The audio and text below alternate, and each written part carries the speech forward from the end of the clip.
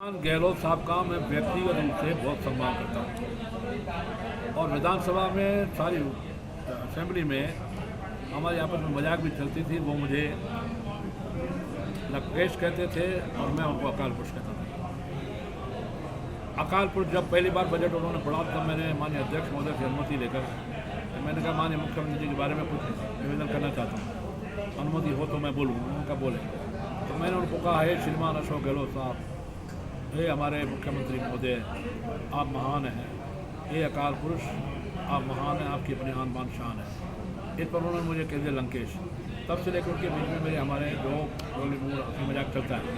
और तो कल जो उन्होंने बोला है, कोई भी समझदार राजनीतिक नेता आज जब वंशवाद का आरोप लग रहा है, वंशावली का आरोप लग रहा है, अपने वंश को आगे बढ़ाने का आरोप लग रहा है, तब कोई भी राजनीतिक समझदार नेता ही नहीं बोल सकता।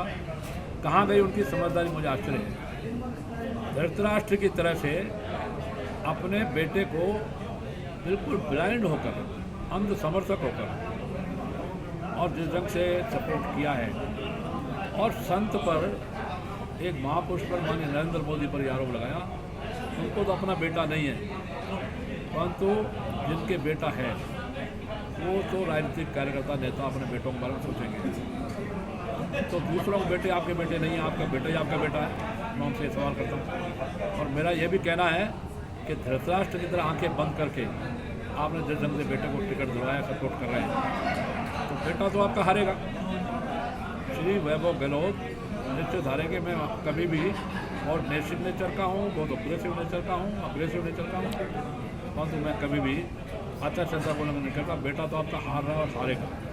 जोधपुर में बहुत बड़ी शिकस्त मिलेगी, परंतु आपने धृतराष्ट्र का जो काम किया है नेहरू परिवार की तरह, वैसे भी आप चरण चुम्बन नेहरू परिवार का करते ही हैं। राहुल गांधी से ज़्यादा अशोक गहलोत साहब हैं, लेकिन अशोक गहलोत साहब और बाकी सब नेता जिस ढंग से चरण चुम्बन करते हैं, पूरे नेहरू परिवार का, नेहरू जी की बात अलग थी, इंदिरा जी की बात अलग थी, चलो राहुल गांधी जी की बात अलग थी।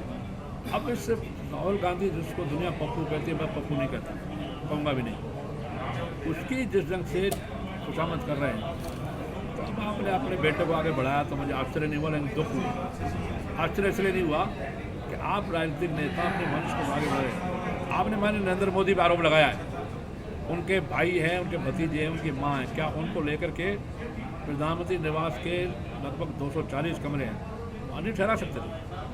उनके लिए, भाइयों के लिए जो छोटी दुकान करता है, एक मजदूरी करता है, उनके लिए नहीं सोच सकते थे। वो अपने भतीजों के लिए आर्थिक रूप से संपन्न हो या राजनीतिक रूप से संपन्न हो, वो नहीं कर सकते थे। लेकिन दुर्भाग्य है कि ऐसा आक्षेप और टिप्पणी, शर्मनाक टिप्पणी, निर्लज्जता की टिप्पणी और बहुत गंदी टिप्पणी उन्होंने मोदी जी पर की है। इसके लिए अशोक गहलोत साहब, आपको शर्म आनी चाहिए। माँ को साथ नहीं रखने से गर्व हो सकता है क्या? देखिए, वो निर्मोही व्यक्ति है, इसलिए देश से निर्मोही संत है।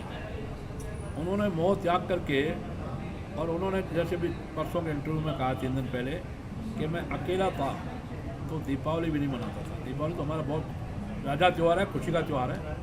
मैं अकेला 5 दिन जाके विचार करता था, मैं खुद मोदी को ढूंढता था, मैं मुझे ढूंढता था। तो वो एक विलक्षण प्रतिभा है, और मैंने आपको कल भी बाइट में बताया था, फिर दोहरा रहा हूँ, वो कृष्ण का स्वरूप है और विष्णु का अवतार है। कृष्ण, राम और कृष्ण के बारे में फ़र्क क्या है, अब विस्तृत फिर बताता हूँ। जग में सुंदर को दो नाम, चाहे कृष्ण के राम संपूर्ण मर्यादा पुरुषोत्तम थे। वो अपने परिवार के लिए, भाई के लिए, पिता के लिए, माता के लिए समर्पित थे, यहाँ तक कि अपनी भार्या के लिए, माता सीता के लिए भी वो रोए। लेकिन कृष्ण बहुत निष्ठुर थे, यदुवंशी थे, बहुत निष्ठुर थे। बचपन में मोह त्याग करके उन्होंने मामा को मार दिया, क्योंकि वो अत्याचारी था, यही था। बड़े होकर के निर्मोही होकर अपने भांजे अभिमन्यु को दिलवा दिया, और फिर जहाँ उन्होंने किलकारियाँ भरी, मथुरा, वृंदावन, बरसाना, गोवर्धन, छाता, उस ब्रज को छोड़कर, गोवर्धन पर्वत को छोड़कर उन्होंने जाके द्वारका और बेंट द्वारिका में अपना निवास बनाया। वो निर्भय व्यक्ति थे, तो उनकी तर्ज पर, उनके स्वभाव से मेल खाता हुआ निर्भय व्यक्ति हैं हमारे माननीय नरेंद्र मोदी। कल आपने पूछा था पर उनकी पूजा कब करेंगे, वैसे तो कर्म ही पूजा है। उनका कर्म ही पूजा है। इससे आगे बढ़ कर अगर मैं कहूँ तो पूजा का समय भी आएगा, अभी तो देखते जाइए आगे आगे क्या होता है। मंदिर बनाओगे आप? देखिए, श्रद्धा के साथ आस्था के साथ मंदिर भी बनते हैं, पर अभी मंदिर बनने का समय नहीं है। मोदी निर्मोही हैं, तो ऐसा तो नहीं कि वो जैसे कृष्ण छोड़ चले गए वृंदावन को, ऐसे मोदी छोड़ जाएंगे भारत को? भारत को तो नहीं छोड़ेंगे, भारत में ही रहे वो। श्री कृष्ण भारत में ही रहे, द्वारका भेड़ दिल्ली छोड़ जाएंगे?